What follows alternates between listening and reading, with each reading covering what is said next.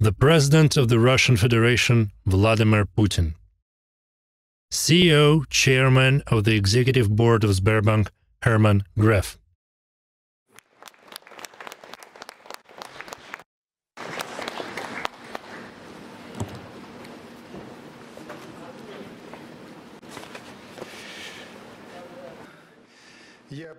Good afternoon, friends.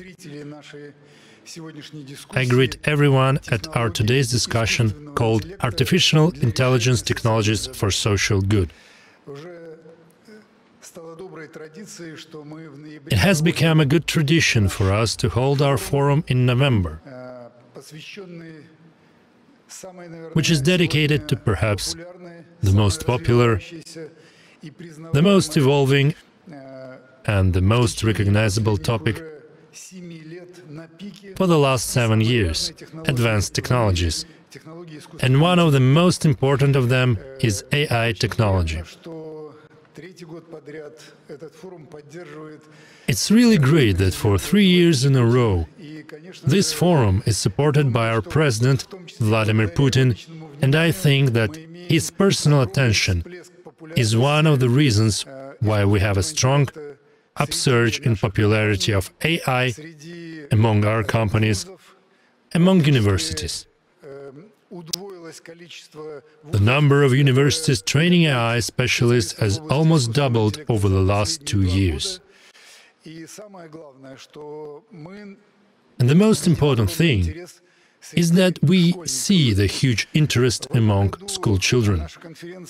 This year, our conference has broken all the conceivable records, because this year we have 52,000 registered participants, and it is not only quantitative, but also qualitative composition of participants that is growing. We have more and more world-class experts taking part in panel discussions dedicated to perhaps the hottest scientific topics in the field of AI development, its philosophy, ethics, regulation. But this year there are over 800 people who presented 2,300 solutions for various problems included in our agenda. Among other things, this year some people presented solutions that may be called the approaches to the problem of AGI, Artificial General Intelligence.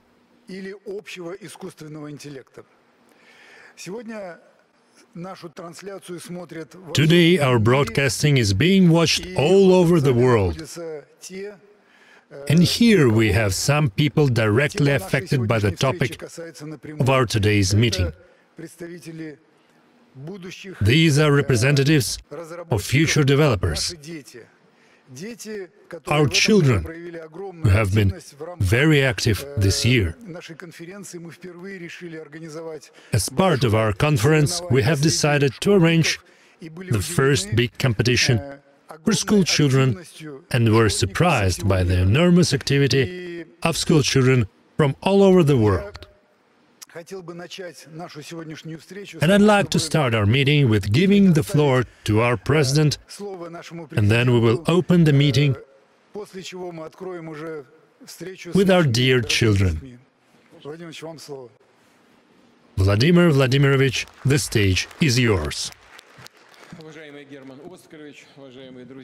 Your Excellency, Mr. Gref, dear friends, as Herman has just said, this room is having the school children and pupils, but, you know, there are lots of adults streaming us, professionals.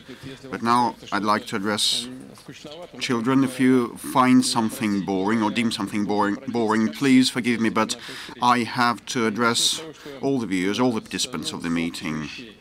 I'll start with general things. AI-enabled solutions have indeed become part and parcel of our life.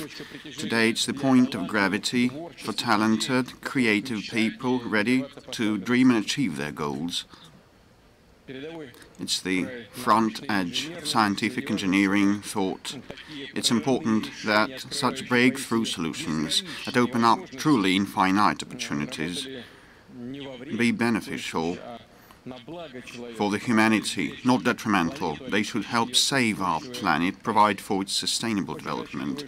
I count that all these issues we will discuss during the Sber's international conference that has already become, as Mr. Gref has mentioned, one of the main global platforms to talk AI. I'm so glad that today, attending our discussion, we have school students and university students from Russia and abroad.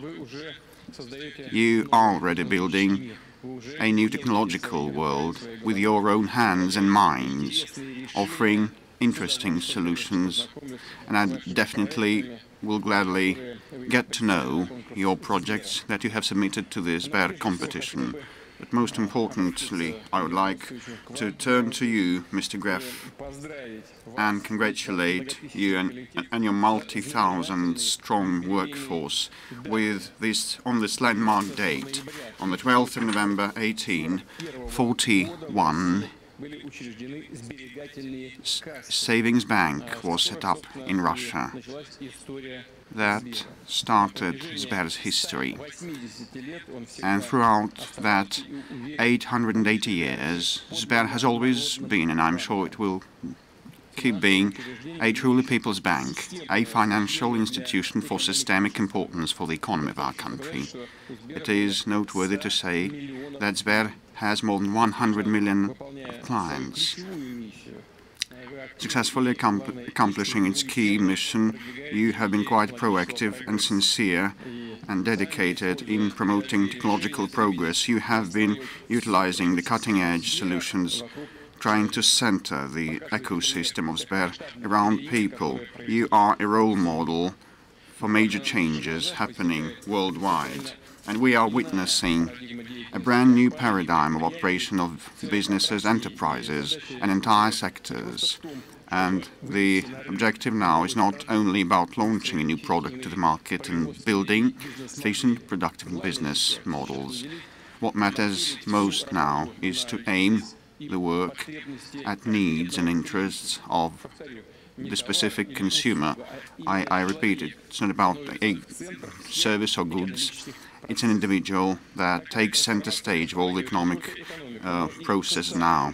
This transformation impacts not only economy but welfare and public administration, and definitely the key role here belongs to the big data and AI. Those who can more efficiently use the technological potential for the benefit of people will have the upper hand in the global competition today, and we must be among the leaders. I mean our country, the Russian Federation. Our companies, including Sber, have been applying and creating unique solutions in healthcare and education, environmental protection and agriculture, in industry and transport. We need to speed up the digital transformation pace. And from some pilot and experiment undertakings, we should move to the end-to-end projects of implementing AI in those spheres that determine the living standards of our people. In a nutshell, what we need to do is that the solutions of the future should be accessible now for the benefit of all the citizens, and they would help reach our national development goals, which is the mission of the state, of all the scientists, engineers and innovative businesses. Dear friends, once again we need to thoroughly analyze our development plans for the industry, social sphere, transport, telecom. They must be closely aligned with the sectoral and regional strategies of AI implementation.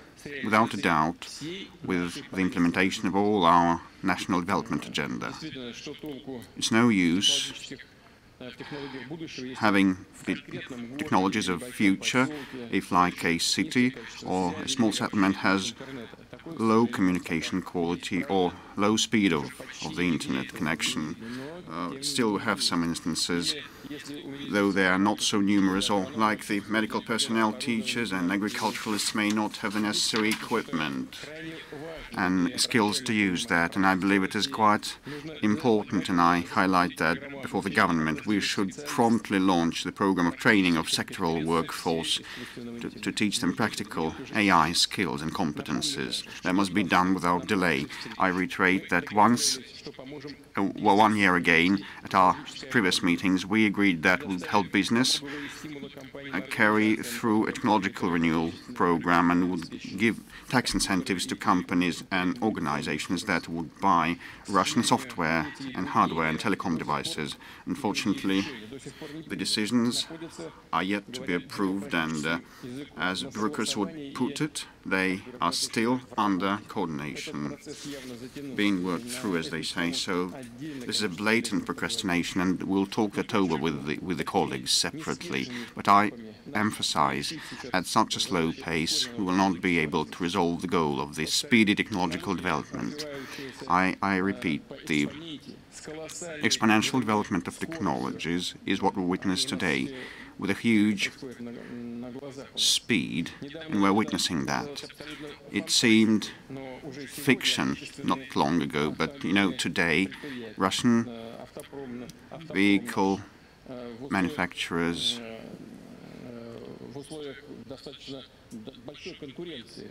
facing huge competition have been making headway, and now we are creating driverless cars that can drive in low visibility in snowstorms or on snowy roads in real life.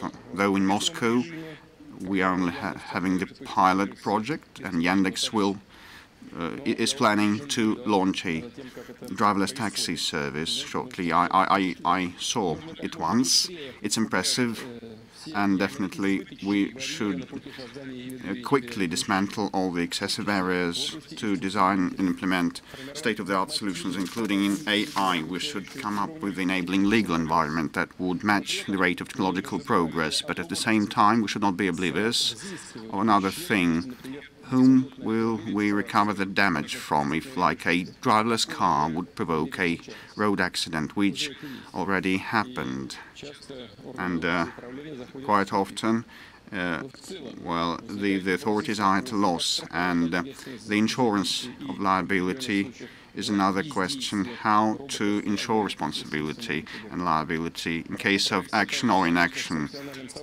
And I'd like to ask the government, together with the professional community, to fix this and other legal aspects of implementing state-of-the-art technological solutions as part of the experimental legal frameworks, providing for guarantees to protect the IP protection for AI algorithm outputs.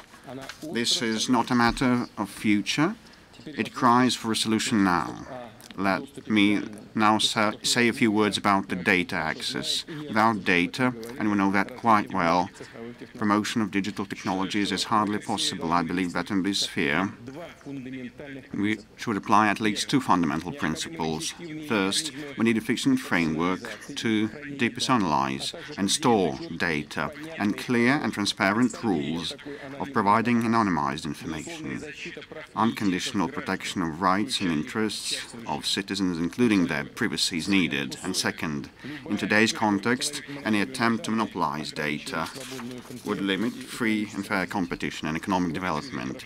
In this respect, I would ask to take legislative action as soon as possible that would provide access for Russian AI developers, as well as research institutions and business, to depersonalized public data sets, and actually, using the professional slang term, data sets have already been formed by executive bodies, and as a next step, I suggest that the government and the central bank should think about providing similar access to arrays of depersonalized data of domestic Russian companies, and definitely with a special focus on personal info security. It's fraught with complicated legal and ethical aspects.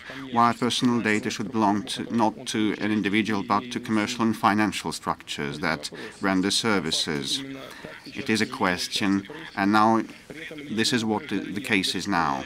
And if an individual has a full right to handle the data set, he or she might transfer these data to another company or bank so that they could provide a better, more beneficial product or a preferential loan rate. I underscore we should definitely have a well-balanced and careful approach to all of that, taking into account all the aspects of dealing with data sets, and any action should be taken with people's consent only. Special decisions must be made on information that is of critical importance for people's security. I'm referring primarily to the biometrics that are used more and more often to conduct financial transactions, or like pay the Moscow metro fares. I believe that such personal, extremely personal info should be stored in the single state biometric identification system. So the state should assume the responsibility for storing that and provide a free access to that by banks and other entities, but in fully encrypted mode. That would rule out any external interference or open access to an individual's personal data. Dear friends, the issues of personal data protection and digital payments countering discrete manipulation of people's preferences and conduct come to the spotlight more and more often. So it's not only about providing for the cybersecurity of an individual, but also doing so for his or her digital twin avatar that will be placed inside the now shaping metaverses, and the developers promise that people will be able, with the help of the virtual worlds, to overcome distance, not leaving their home. And I know that some of the kids present here are involved in that, and definitely people will have an opportunity to stay next to those who live on other continents. And the term of meta-universe was offered 3 decades ago by a well-known science fiction writer. According to his design, people fled from the imperfection of the real world, but that probably would be too a pessimistic approach for all of us, and we shouldn't take this for granted. On the contrary, meta-universes should be utilized for people to communicate, work, study, and pursue joint creative and business projects, whatever the distance. It is a real challenge for technology companies, creative industries, for the developers of devices of virtual and blended reality, even for the lawyers that will have to determine the regulatory norms of economic and public relations in a brand new world. By and large, the creation and application of AI for the sake of society, to save our planet and people, to study the world ocean and the distant space, for the distant space exploration, it is a major civilizational objective, and we should team up to resolve these. It's the only way forward. I'd like to seize the opportunity to use this platform to invite everybody to pursue an open and broad cooperation. And I'd like the government of the Russian Federation to provide opportunities for our compatriots and international engineers, developers, scientists and tutors, so that they can conveniently, including in a remote mode, participate in joint projects implemented in the Russian Federation in science and education. Most importantly, our universities will launch courses on cutting-edge technologies, and we will create competence centers on AI with leading universities and research institutions. Their work will be an important step forward to shape and establish a system of interdisciplinary and cross-cutting research at the junction of natural sciences and humanities that is needed to create the AGI, or strong or powerful artificial intelligence, that will be able to self-learn and develop and being capable of resolving complex problems, and definitely have ambitious plans to develop digital education and provide space for students and school children. But, you know, it's people that create breakthrough solutions, and definitely we need the atmosphere, the human environment, to move forward. A proper atmosphere in families where parents pass down crucial moral values to their children. And at school also, it's at school that children should be able to learn the soft skills that their parents and grandparents received socializing with their peers. They should make friendships, help each other overcome failures, shape closely knit teams, and invent different undertakings or joint projects, as we say today. I hope that all these complex issues, technologically related and moral and ethical related to the AI design and implementation, will be the subject of our discussions today. And definitely I'm addressing now the audience, and thank you very much for your attention.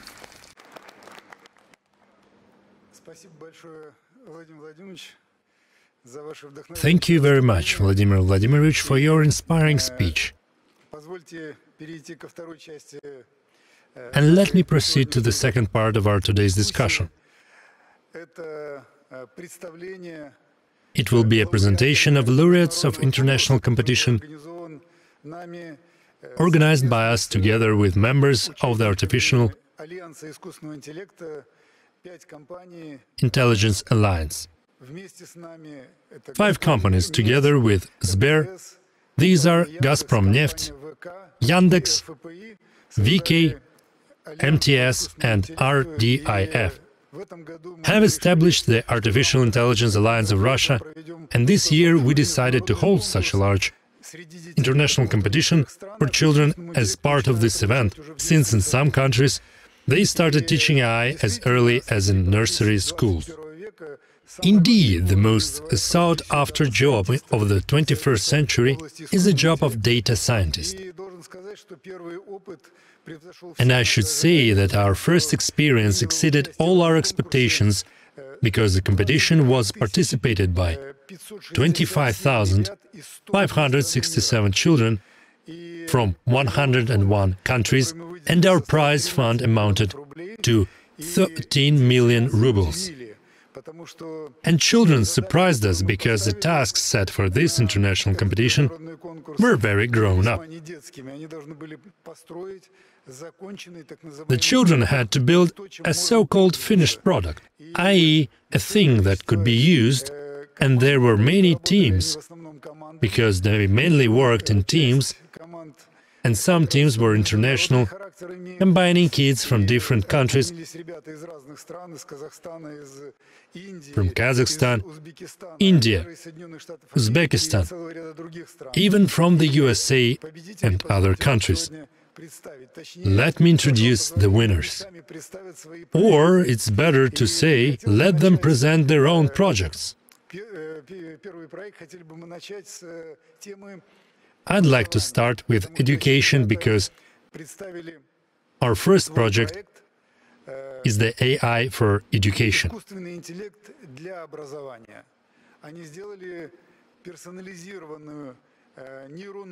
The kids have created a personalized neural network allowing to personalize content depending on interests of particular peoples.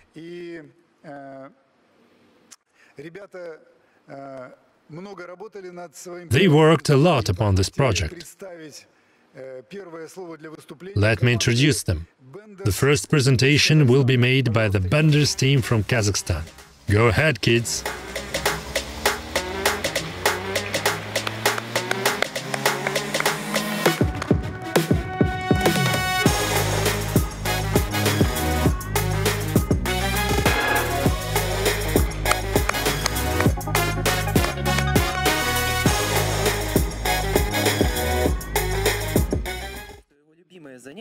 Any school child would agree that his or her favorite pastime is to do homework, and I especially like doing exercises in math and physics. But in fact, it's not the case. Hello, we're the Benders team, and we'd like to tell you how we solve the problem called AI in education. We had to develop an algorithm which would be able to change text of cool exercises without distorting their meaning and to do that in accordance with their preferences of a particular pupil. In fact, it's a very important task. For example, I've done a lot of exercises about bicycle riders and trucks during my 11 years at school, but I cannot remember any of them. Most likely they were not very interesting. Indeed, when you face an exercise about some old-fashioned diggers, it doesn't touch you at all. But what if there were exercises about characters from the Marvel universe? So our objective was the maximum personalization of learning materials. And we also thought that answers for such personal exercises could not be found on the internet, and pupils would have to study and search for solutions by themselves. Thus our solution works, as exemplified by one of thousands of exercises from our sample. We enter the text of exercise. It's an exercise about sports. We select a conversion category, and it's an exercise about animals.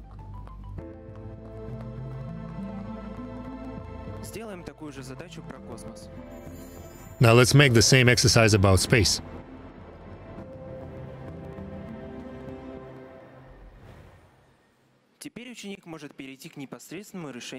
Then a pupil may proceed to the exercise.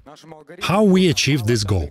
Our algorithm needs small data to be trained, and therefore we took a required number of exercises and labeled them manually. After that, we proceeded to the next stage. For each keyword we found a match, which would replace it in a new version of the exercise. The model analyzes text and rechecks word forms. Verbs should be replaced by verbs, nouns by nouns, etc. We have done this using one of the most effective approaches in natural language processing, masked language model. To produce accurate results and to change words correctly, we conducted some additional experiments and paid much attention to the code quality and to entire architecture of the solution. Our approach may increase and the effectiveness of school education by as much as 10–15%. Due to personalization of the exercises, our solution is easily scalable. We are ready to continue our work and to present it for a pilot project in schools. We are sure that this algorithm can make our education more interesting. Thank you for an opportunity to solve such cool and socially important problems.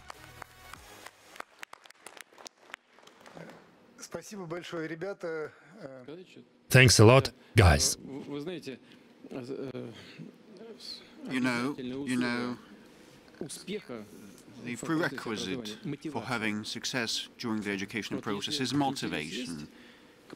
If you have interest for a subject at any age, actually,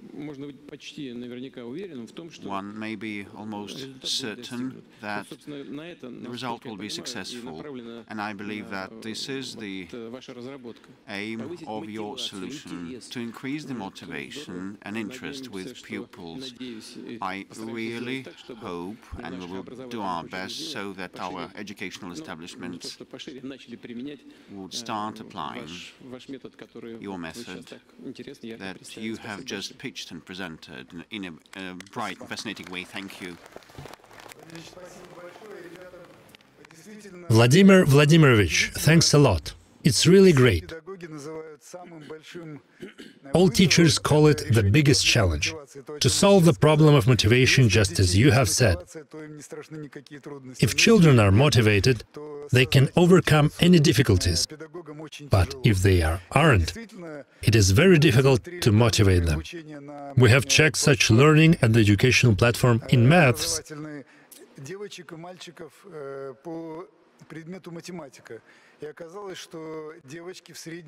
And it turned out that girls were on the average 15% worse than boys. After such transformation, it turned out that all exercises in maths looked that they all had been written by boys. They were all about cars and things like that, things that are interested for men. When all those exercises were transformed with inclusion of girls' interests, girls started to show results that were 3% better than those shown by boys. And it was absolutely amazing. Kids have intuitively felt that it was really the problem of motivation, just as you have said. and we were really surprised how deeply they could feel it and find an effective solution using the most advanced methods of AI application. Thanks a lot, guys. Vladimir Vladimirovich, let me introduce the next solution. Our today's topic is really very important. AI for a solution of social problems. And this solution was proposed by kids to remove the barrier between people who cannot communicate freely. In general, these are hearing-impaired people. And the kids presented a very interesting work on this subject. And I'd like to introduce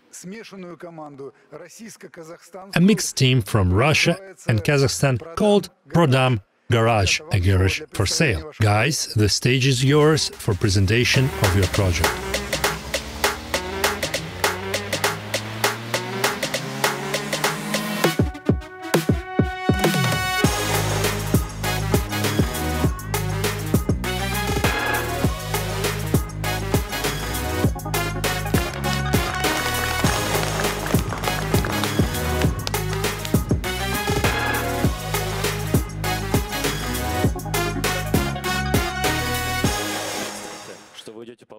Imagine that you are walking along the street and then a man approaches you and asks you for help in the sign language. But it seems that you won't help him, because the sign language is familiar only to those who need it. Hello, we are the Prodam Garage team that we are presenting our solution for the inclusive environment track. Inclusion is the process aimed at inclusion of people with physical or mental disabilities in social life. We liked a task aimed at developing an ML-based application that would convert gestures from the Russian sign language to text. According to forecasts of the World Health Organization, by 2050, 1 in 4 people living on our planet will experience difficulties related to hearing impairment. And even now, according to the All-Russian Society of the Deaf, about 13 million of Russian people have hearing problems. In late October, I was in Yekaterinburg at the World Skills competition, where I saw kids who discussed my solution in the sign language. I was interested in what they were speaking about, but I didn't know the sign language and therefore I didn't understand anything. Our project is one more step towards the environment available for everyone. Creation of an inclusive translator recognizing the sign language and converting it to text will help people with disabilities to feel more comfortable and confident, while all others will be able to understand the sign language. It is a very difficult task for people with special needs to live in our society, and that's why we decided to take part in this track. We've divided the task into 5 stages: preliminary examination, data set, pre-processing, neural network training, outcome evaluation, application development. We made wide arrangements, found out that the Russian sign language is a dynamic language with its specific features. Moreover, we found a pre-trained neural network that could solve similar problems. At the second stage, we worked with the available data set and prepared it for training of our neural network. Our data set was a short video where a man showed words and letters in the sign language. The next stage was training. To train a neural network means to select its parameters so that it could re-establish the connection between a video and a gesture. But it is very important not to go too far, because the network may be overtrained. Just as in real life, when you've boned something up but didn't understand anything. Neural networks are just like people. To become smarter, they have to broaden their horizons and train the visual experience all the time. And that's why we have augmentation, that changes an original video a little and feed it to the neural network as a brand new file. The more files, the better, and then the network makes predictions based on all the data that it could obtain. After the neural network is trained, we test it on tasting data. It's called a final run. And finally, the 5th stage, application development. Application is a bridge between a user and the neural network. You can upload video files with gestures to our app or send a signal from video camera in real time, and our algorithm will recognize everything that it sees. The neural network processes the data. The user uploads a video or turns a camera on. And the app displays a result in the form of textual translation of the gesture.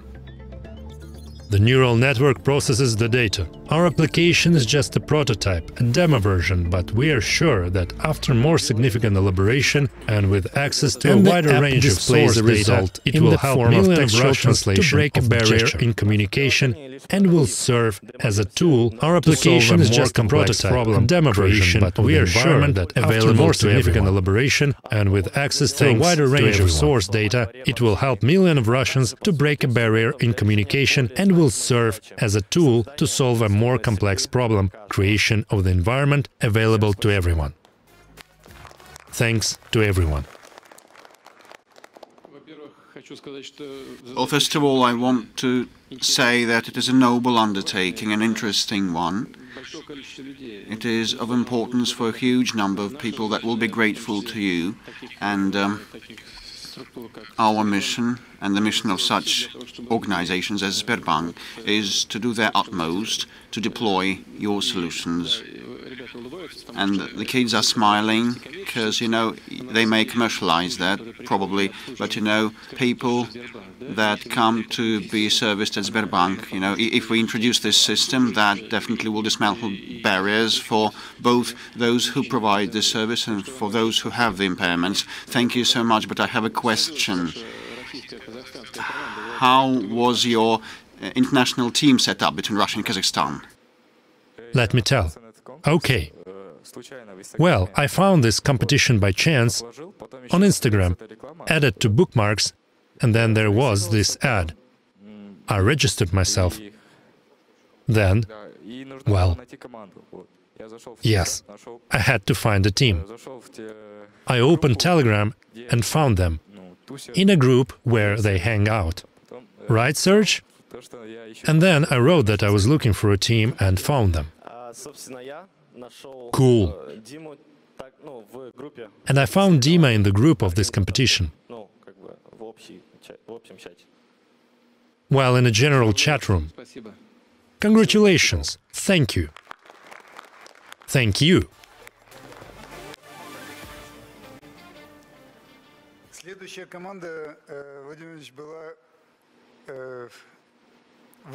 The next team, Vladimir Vladimirovich, was selected in a special category, which is called Data Lady. It is believed that programming and artificial intelligence are the preserve of man, but this year our competition was participated by many girls, female teams, and we together with partners established a special category, Data Lady, and we selected the best solution that dealt with the fight against criminal use of artificial intelligence. So-called deepfakes, when someone's words, videos or photos are used to make people think that he or she said something that he or she has never said,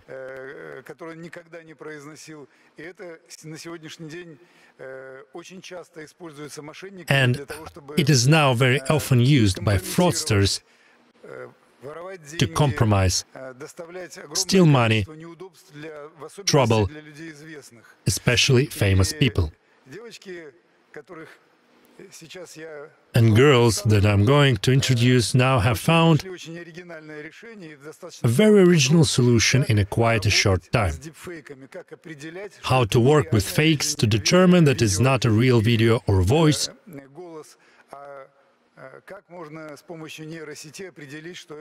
or how we can use a neural network to find out that it's a fake. Let me introduce a team called IT Queens from Uzbekistan. Please, girls, the stage is yours.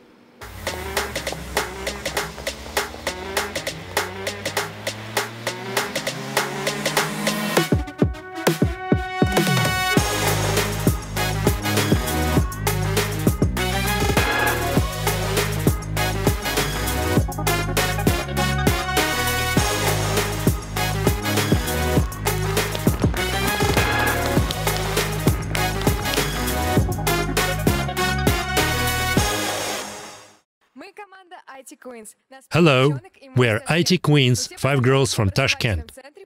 We all met in an educational center where we had a foundation course. And we'd like to extend a big thank you for an opportunity to present our solution of a deepfake recognition problem. And now some words about the problem itself. Deepfake is a photo or video created by AI on the basis of real photos or videos.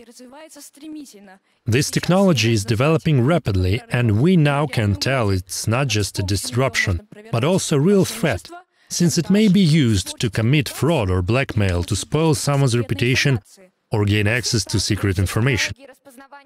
We all deal with face recognition technology in real life, and therefore we understand how important it is to know that images can be falsified. Our task was to train a neural network to recognize such fakes. We had an original data set consisting of photos of real people and AI-generated fakes. In addition, it already contained answers, i.e., we knew what images is real and vice versa. We used it to train our neural network to determine what image features could suggest a fake. We should say that the aggregated data set was not very large, and we decided to use augmentation to train our neural network better. It means that we took photos from our data set and modified them. We changed the background color elements to have more materials for training. We wanted our neural network not only to bone up what it saw, but to understand how to detect a fake. It was very important. After training, we turned to a testing dataset. We showed our neural network 12,000 photos, among which it had to detect which were real and which were fakes. Due to the elaborated training stage, we got a result that surprised ourselves. Our neural network detected the type of images in 99% of cases. Once more, in 99% of cases.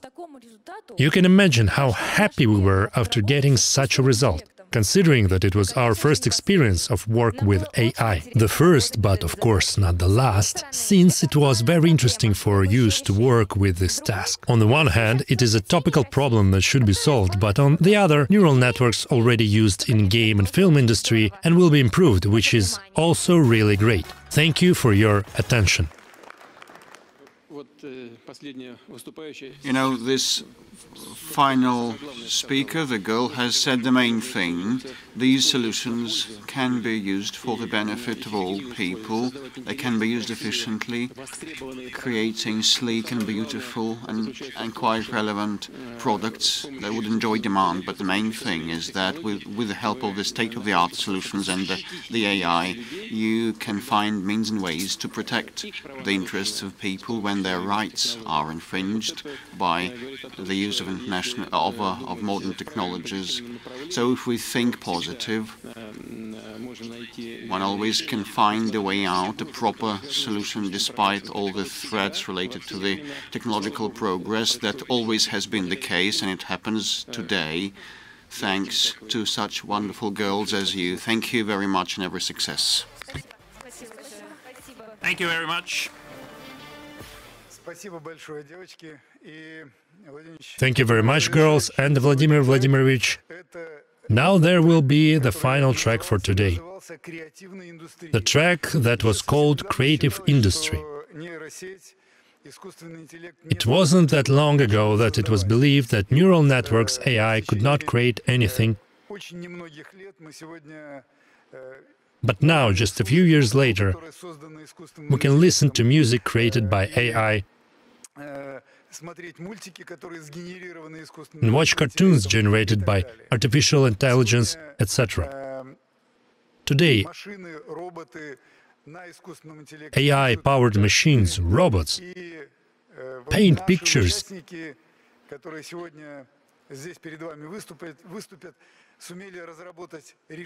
and our next participants have managed to develop a solution that can create finished works. I'd like to introduce a team called Dream Team that will present their solution, which won in this track. The stage is yours, guys.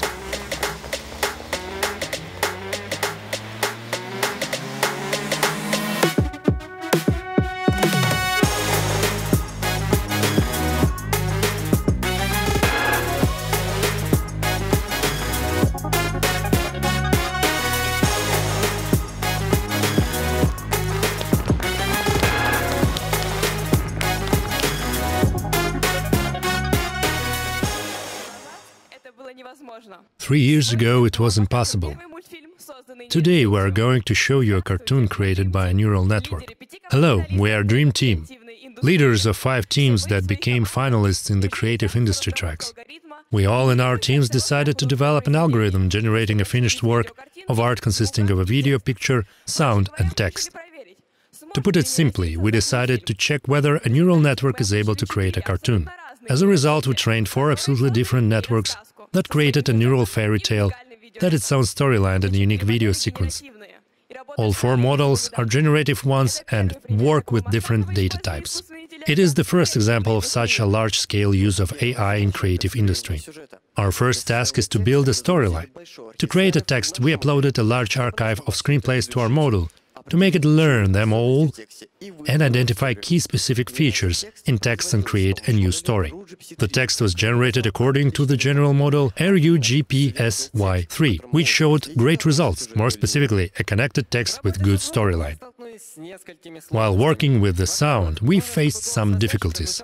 First, the narrator's voice should sound as a voice of a real man, but not as of a robot. Of course, we can make such a story too, it depends on whom we are going to tell it. Second, we should explain the model that emphasis, accents, intonations are also important. With this end in view, we should process the text thoroughly before generation, and after that we used a Celery model to create the high-quality speech. Generating the soundtrack is a very important part. Also, since there are quite a few models that can generate suitable content, we use the Music Composer model, which works similarly to the RUGPT3 model and generates music in different genres.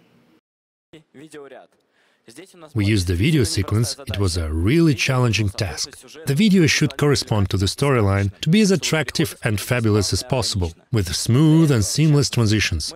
With this end in view, we particularly worked with panoramas. And we also wanted to make our video really kind, just as a real fairy tale, and the perfect solution for that was a pixel art model based on generative adversarial networks, which allowed us to generate images based on the text. To improve the image's quality, we used the super resolution model, which also worked on generative adversarial networks.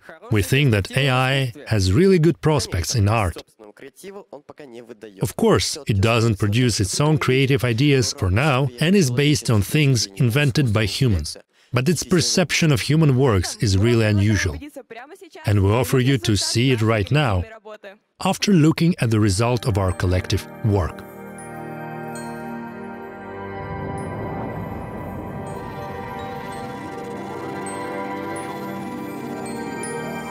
Однажды маленькую девочку отправили жить к тете в деревню. Она проводила свои дни в поле и в лесу, питаясь грибами и ягодами, которых было видимо-невидимо. Лес был ее любимым местом для игр.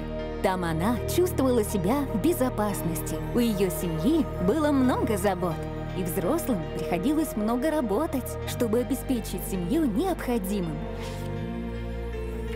Но однажды все изменилось, когда фея подарила ей волшебную палочку. С помощью волшебной палочки девочка могла загадать себе все, что захочет. Она решила загадать себе красное платье. Взмах волшебной палочкой, и красное платье в горошек уже на ней.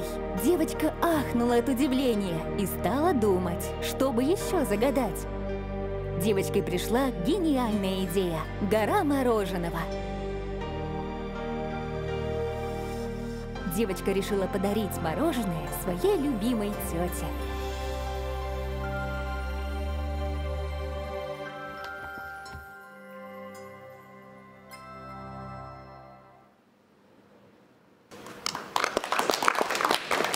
We really enjoyed working on such a complex and non-trivial task. We are from different cities and even countries, so our team is a real dream. Working together and solving this task in the final is really inspiring. Спасибо за внимание.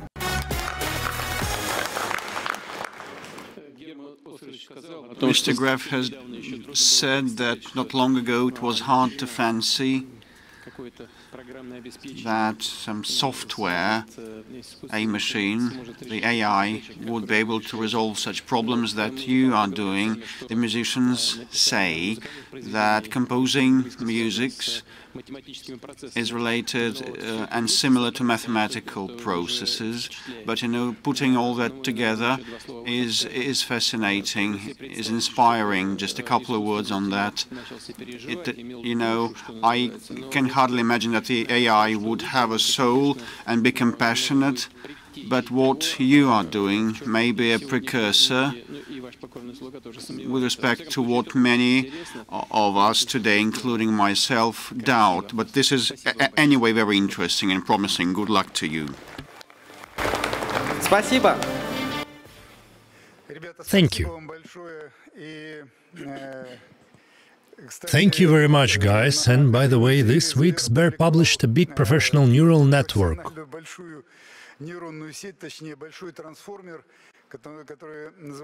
Or rather, a big transformer called RUDAL,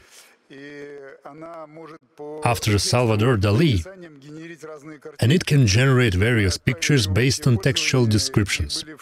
We shared it and we were shocked that there were over 10,000 requests to this network per minute at the peak. Journalists tried some headings from newspapers and magazines, tried to generate pictures. And most requests were from Russia, the second was China, and the third from the USA. In general, it turned out to be a very unusual and interesting practice for the representatives of media and creative industry from all over the world. And it's a great pleasure that the guys also used pre-trained transformers developed by members of our alliance. Sber, Yandex, and other remarkable Russian companies. And guys, I'd like to thank you all very much. In addition to prizes that you really deserve, as we promised, we will provide each of you with the access to computing capacities of our supercomputer Christofari. Many of you ask us about that, but usual processors are already too small to accommodate all of you.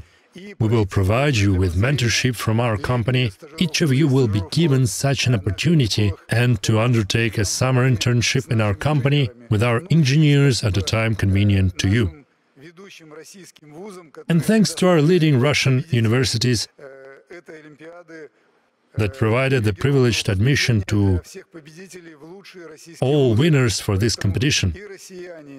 And therefore, both Russian and kids from foreign countries will have an opportunity to study at the best Russian universities. Good luck, guys! Don't stop your search and your creative activities.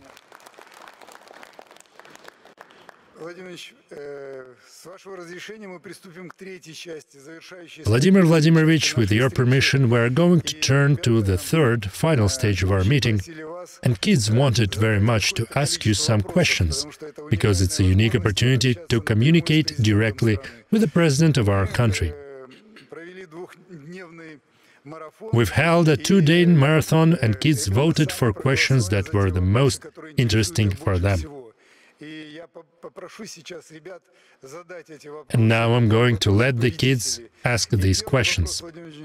These are the questions from the winners. The first question will be asked by Dmitry from the town of Ozorsk. Dmitry was solving the problem related to inclusion as part of the Prodam Garage team. He takes part in various marathons and is very interested in sports. Go ahead, Dmitry. I'm afraid they will have very specialist questions. I'm not sure I will be able to respond to all of them, but I'll try. Good afternoon, Vladimir Vladimirovich, Herman Oskarovich. During my summer holidays, I'm eager and I'm able to take part in various competitions, but I don't know what to start with. I'd like to have a mentor who will help me, support me, and share his or her experience with me. A very cool project of non-standard mentorship is Klasny Vstrechi, cool meetings, where you can ask questions to celebrities, but it's the one-off mentorship. Is it planned to develop such projects as Klasny Vstrechi, or will there be any other forms of mentorship for school children at the national level?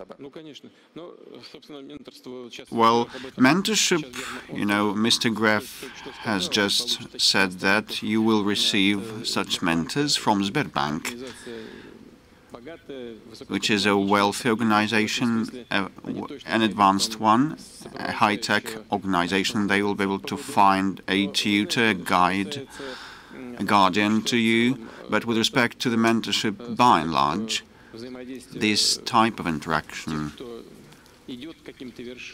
between those who are trying to climb up to reach a summit with the help of those who have accomplished a lot has long been applied in this country. It's nothing new, and we had the mentorship movement back in the past, but in your sphere that would require specific people, well-skilled, well-trained professionals. All the mentors must be professional, but in your case they should have the super high qualifications to inspire you, keep you spellbound and help you select problems and goals, which is one of the main things. And definitely we will try to expand the application thereof, not only in production and vocational education, but also at schools, even more so that we are seeing active introduction of some of the elements related to the early professional guidance. So we will move along these lines, and with respect to you, Mr. Gref has already made the announcement. Such mentors definitely they will find them. Thank you. Thank you very much, Dmitry. Thanks a lot, Dmitry. And the next question. It will be asked by Maria, participant and also winner of our competition.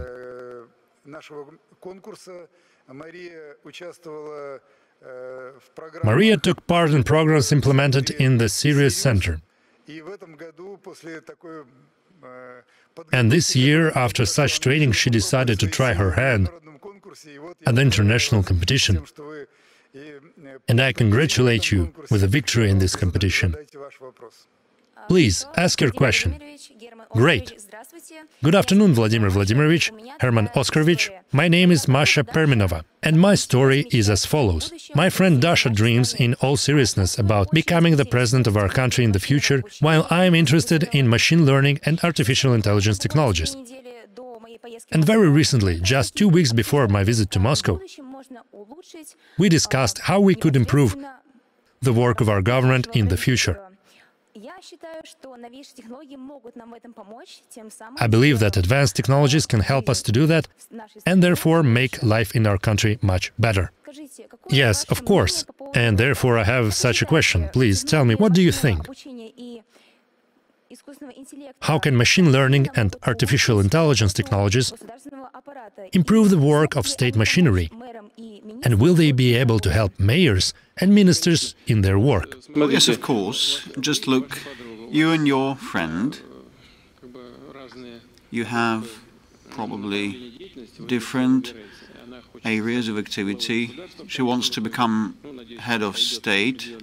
I hope that she would ascend there and would definitely fulfill herself before she becomes president. And you are doing the AI, and you will have friendship that will be maintained through your lifespan, and those solutions in state-of-the-art technologies and AI and data definitely are relevant and needed for the public machinery and public administration. And now the public services are going digital in this country, and we have some plans scheduled by years.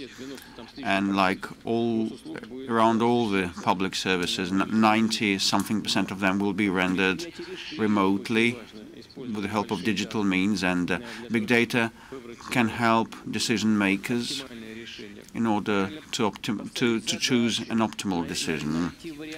It's about the proper goal setting and finding ways to reach that goal, and all of that must go hand in hand with the use of big data and the AI. So You are moving in the right direction. It's not only interesting, but also quite useful. Without this,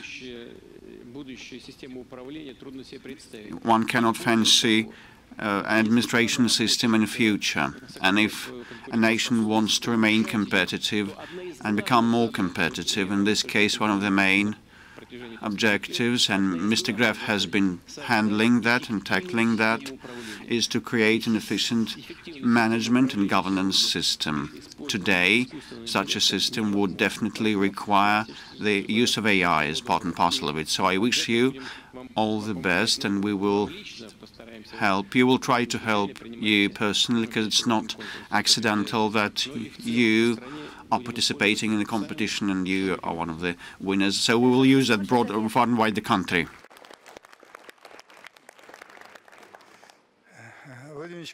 Great. Thank you very much for your answer. Vladimir Vladimirovich, now we're going to talk to a schoolboy from the USA. His name is Akshan Samuel. He's from Virginia. English? He goes to a common school in Virginia, but the most surprising thing is that they learn Russian in this school, and they have the Russian club. It helps children to learn Russian language and culture, and Akshan is a member of this club. Akshan has a question, and he's also the winner of one of our tracks. Akshan, please, your question. Здравствуйте, Mr. Putin и Mr. Gref. Меня зовут Akshan Samuel, и я учусь в 12 классе. My name is Akshan Samuel. I am in the 12th form of the Thomas Jefferson School of Science and Technology in Virginia, USA. In the context of robotics, automation may have a beneficial impact on the life expectancy, safety, and well-being of the general public, since automation consistently correlates with fewer fatal accidents.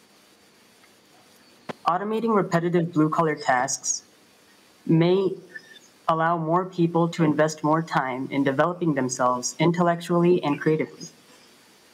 With this possible increase in the level of education emerges more inventors and scientists. How soon do you believe that we will be able to mass-produce robots to perform manual labor tasks, such as those in construction and manufacturing? And what do you believe are the implications of being able to do so?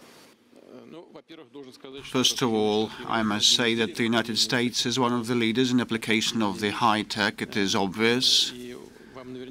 And for sure, you will have an opportunity to apply your knowledge that I'm sure you will be obtaining. But, you know, when we speak about robotics, it's not only about, you know, replacing people on manufacturing and for heavy works or damaging works. Although it is very important, and this must be done with detrimental for health manufacturing sites and other things. But, you know, robotics are used today for litter and garbage segregation and separation. And in the military sphere, there are mine clearance robots. They work right after some military developments in different parts of the world, and there are some other areas of application like the driverless or autonomous vehicles and drones and submarines and ships and so forth. And I think that the AI and robotics are interrelated closely. I would not differentiate between them, because the state-of-the-art software keeps developing rapidly, and you know, robotics are now AI-enabled. And I think that the name robot, the term robot, was for the first time used by a Czech writer, if if I'm not mistaken, but a lot of time passed since then, and now robotics become an inalienable part of our lives. And if you opt for this area, well, this is quite gratifying, and many people will envy you. But you know, in order to be successful in this domain, you should obtain basic and fundamental knowledge, including in mathematics, engineering. And I hope that you will have a chance to work in the United States, and probably, if there is an opportunity, we'll be glad to receive you here in this country. All the success to you.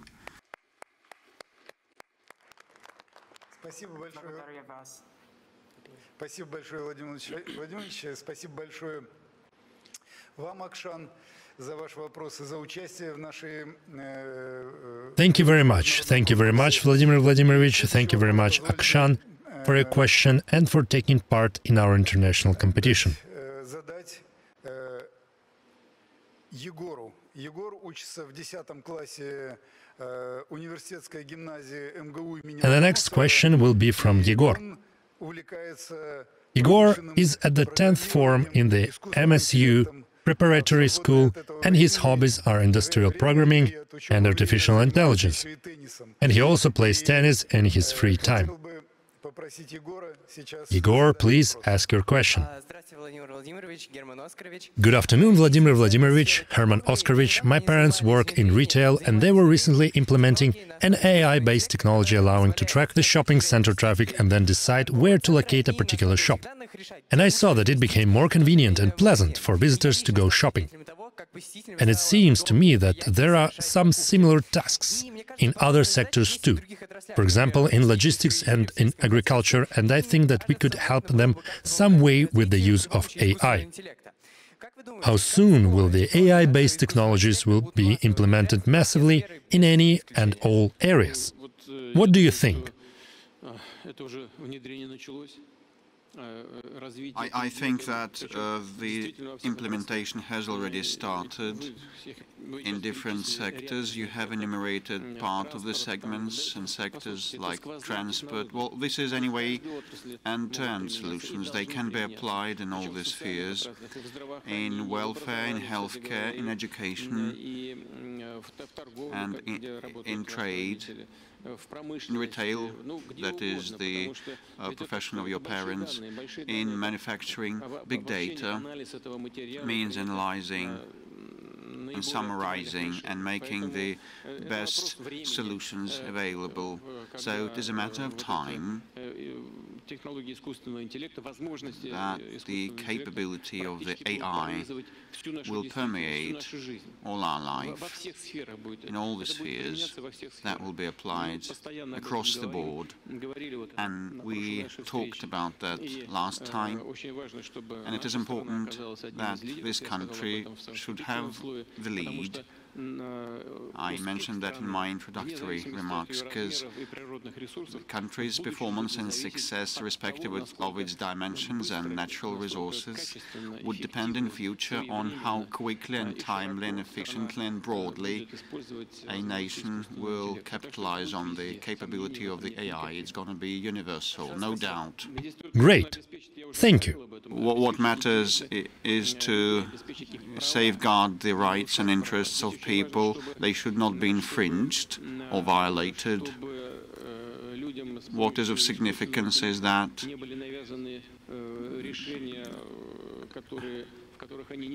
no decisions are imposed on people with the help of the AI by someone who may have this self-interest. And as regards retail, nothing should be imposed obtrusively on people that people are not interested in, which actually is possible with the help of the AI-enabled solutions. So, you know, safeguarding people's rights must be in the focus of everybody who operates in that domain. Like several weeks ago, by the by, we enacted and approved a code of ethics on AI, and our major companies, including Sberbank and others, and some universities that have been doing this domain actively. Well, back in the summer, they devised this code, and not long ago they approved that. And the main overarching goal of that code is to provide for the self-restraint of those who do this domain, to guarantee the rights of people in this very important domain that will permeate all our lives, I repeat. Thank you. Спасибо большое. Действительно, компании, которые занимаются разработкой... Vladimir Vladimirovich, thank you very much. Indeed, companies involved in development of AI understand very well that it's a double-edged weapon. And we understood by themselves that criticism in application of AI is perhaps one of the most important questions faced by all developers who determine the policy in this area in our country and in the world.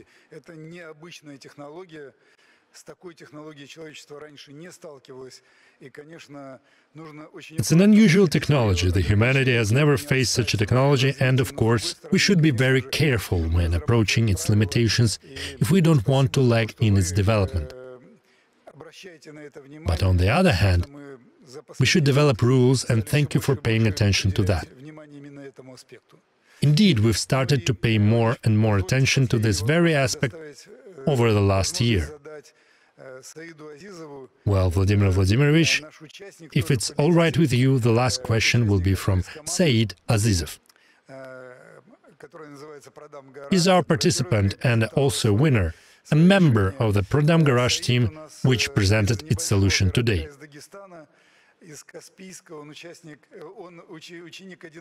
Said is from Dagestan, from a small town called Kaspiysk.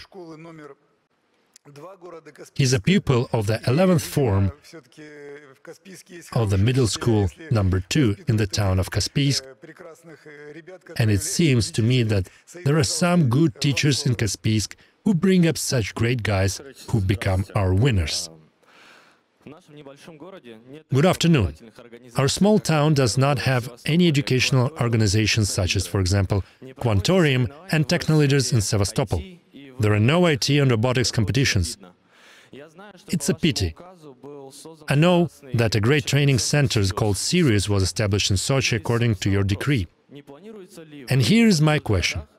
Is it planned to establish similar training centers in small towns, or is it possible to create a single online resource where everyone who wishes to do so will be able to learn the basics of AI programming for free?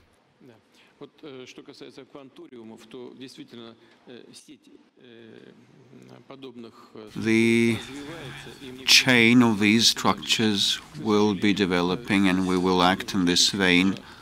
But, unfortunately, first we have to resolve a trivial objective. All our schools, all our settlements, including small ones, should have the broadband internet access with high speed. Otherwise, it would not be possible to resolve your problems, and the government will do that. We have a plan for that. You know that quite short. It's in the pipeline that will provide all our schools with broadband internet. We'll have a specific schedule year by year, and that is to be concluded in the forthcoming 2 to 3 years. And the main chunk of those will be covered in 2021, and we are to provide for the proper context, enabling environment for such kids, school children, and probably younger ones and older ones to do AI, high tech, and what their favorite course might be, because, at the outset we said that, primary school children show inspiring, stunning results, and Kaspiysk is a wonderful city. We'll talk separately about that, because Dagestan deserves that. We should not procrastinate and postpone that and resolve this in near future and fix that. Thank you.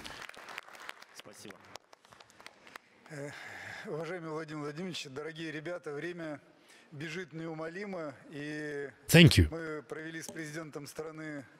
Dear Vladimir Vladimirovich, dear kids, the time flies, and we've spent more than 1 hour and 15 minutes with the president of our country, which is a real luxury for his tight schedule. Vladimir Vladimirovich, thank you very much for paying much attention to development of technologies in our country, and of course, the future development of technologies depends on how actively we will involve young people in this process. Large companies developing AI in our country. We will try to do the best to comply with our social mission and with our permanent request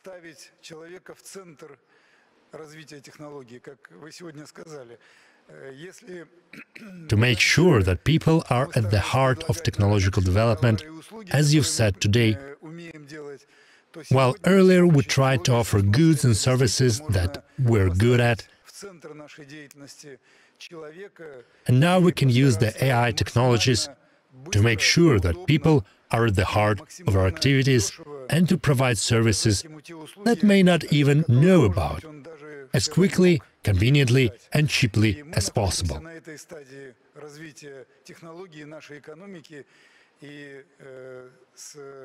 We are at the adequate level of technological and economical development. And with your support and attention, with the support and attention of the Russian government, I see no barriers on the way to this goal, to make Russia one of the leaders in development of AI technology and in economic development as a whole. Thank you very much for your attention, for your participation. And guys, thank you too. I know that today you had a big track of trainings, and there was a huge selection before you became winners. And I congratulate you with this remarkable final day and your victory. Let's applaud, let's applaud. I would allow myself to rephrase what Mr. Gref has said. Guys, it is a privilege and a pleasure for me to spend this hour something with you. It has been interesting and very pleasing for me to get acquainted with your solutions, your ways of thoughts, and your achievements and your aspirations. It has been quite gratifying for me. Thank you very much. I'm grateful to you for this evening, as it sincerely gives me an opportunity to adjust some of the approaches to the development of education. I'm thankful to you for that, and I wish you every success sincerely. Thank you. Goodbye.